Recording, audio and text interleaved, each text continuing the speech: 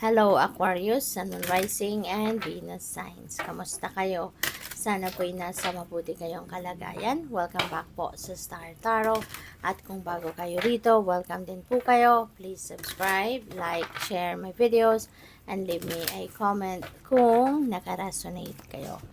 So, first message ni Aquarius, we have healing. So, pwede Aquarius na you are a healer. Maaring alam mo na sa sarili mo na you have healing powers. Kaya po pwedeng paalala ito sa iyo na it's about time na for you to totally embrace that healing powers at magsimula ka ng manggamot, no? Magsimula ka ng tumulong sa mga tao to heal kung ano man ang klaseng mga pinagdadaanan nila. So, you can help other people heal their wounds, no? Depende sa kung anong pinagdadaanan nila. At pwede rin, no, na ang iba din sa inyo, baka kayo din ang nangangailangan ng tulong. Baka kayo rin ang nangangailangan ng healing energy. You know? So, depende sa inyong sitwasyon. But this is a reminder na katulad din ng iba, you have also the power to heal. So, we also have light. The fairy queen of light comes to shed love and light onto your current situation. And to remind you that light can penetrate the darkness. Kaya wag kayong matakot, wag kayong mag-alala kung meron man kayong mga problemang pinagdadaanan. Kasi in any kind of dark circumstances sa buhay natin, there will always be light, no? Na pwedeng bumalot, no, sa dark circumstances mo na yan at mahahanap mo din ang solusyon sa problema, mahahanap mo din ang way out, no, sa mga problema na maaaring pinagdadaanan ninyo. Okay? There will always be a silver lining, no, for every dark situation. There is always a hindi lang silver lining, kundi pati rin positive situation. There will always be a positive aspect, no, sa bawat sitwasyon ninyo.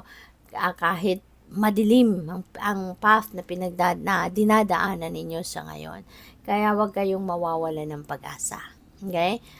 Do not lose hope. Bagkus, lagi kayong dapat na buhayin ninyo lagi ang faith and hope ninyo kasi your hope and faith can turn, you know, a difficult situation into something na mas magiging magaan ang inyong pamumuhay, masusolusyonan mo ang mga problema, kaya huwag kayong mawala ng pag-asa. Okay? Always hope for the best possible outcome. Always project positivity. Kasi with that, you know, yun din ang maa-attract ninyo.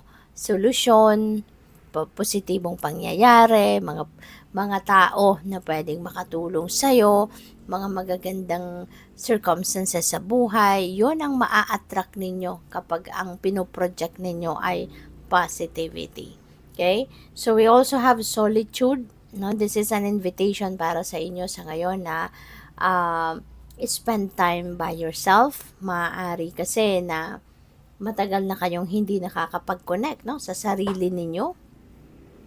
Kaya iniimbitahan kayo dito na spend time by yourself. Sometimes, kailangan natin ito Kailangan natin na kausapin ang sarili natin. Kailangan natin na kumustahin man lang ang sarili natin. I-evaluate natin ano na yung mga ginawa natin.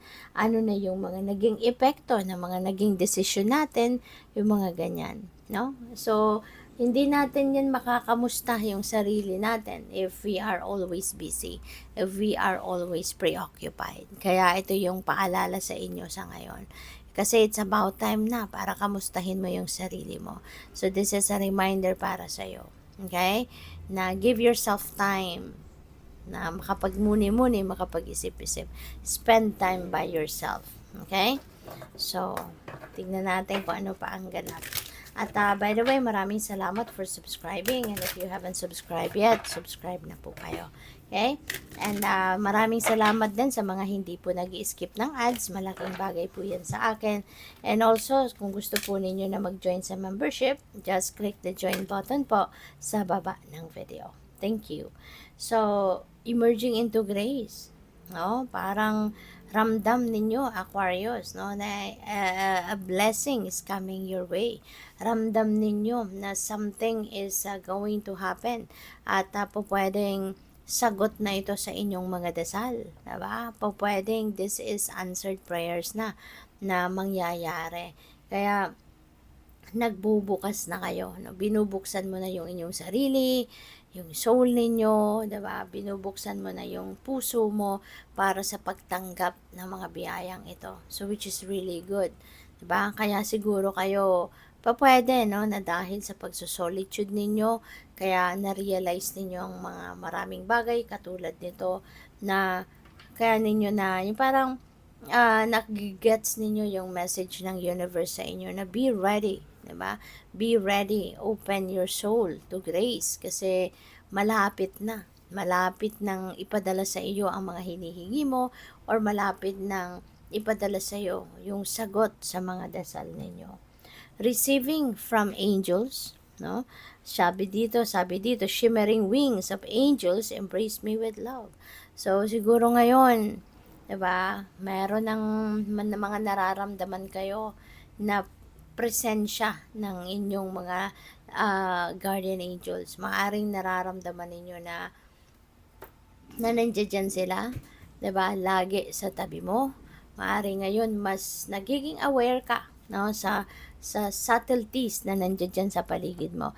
Ganun talaga, ganun talaga kapag galing kayo sa meditation, galing kayo sa prayer mode, kasi parang mas lumalapit, mas numinipis, kumbaga yung veil between you and the spirit realm, no? Kapag galing tayo doon sa mga ganyang pagninilay-nilay, pagre-reflect, pag-retreat, yung mga ganyan, parang mas lumalapit tayo sa spirit realm. Kaya sa ngayon siguro, gano'n ang mas mararamdaman ninyo, no? Maaring marirecognize mo ngayon, yung presence ng spirit realm sa paligid mo, yung presence ng spirit realm sa tabi mo, no? Kaya mas mararamdaman mo ngayon na yung mga guardian angels mo nandiyan dyan. Mararamdaman mo yung kanilang presence, mararamdaman mo yung love nila para sa'yo, maaring marirealize mo dito yung mga bagay na nangyari sa buhay mo na maaring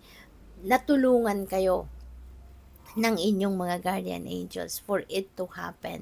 Katulad na lamang, diba, ng mga pangyayari na kunyari, naramdaman ninyong orchestrated ang lahat, diba, yung sakto, no, naka-align kumbaga yung mga pangyayari. So maaring marirealize ninyo may mga ganyan, no, and na it is with the help of your angels. That happened with the help of your angels. So we also have exceeding expectations. Ayan. So sa ngayon, pwedeng meron din kayong mapagtatagumpayan. At hindi lang ito basta tagumpay na makakamit ninyo, but maybe this is magtatagumpay kayo na malalagpasan nyo pa kung ano yung expectation ninyo sa sarili ninyo or maaring yung mga expectations sa mga tao sa paligid ninyo para sa iyo, maaring mas maaano mo pa yan, mas malalagpasan mo pa yan, no? So pwedeng merong mga ganong sitwasyon sa inyo, Aquarius. Kaya this is really time of celebration. This is a time for gratitude kasi 'di ba kung ano man ang mapagtatagumpayan mo dito, hindi lang ito basta-basta, 'di ba? Hindi lang ito basta lang na mapagtatagumpayan ninyo, hindi ba? So yun. So good luck sa iyo. Thank you for watching. Love and light. Namaste.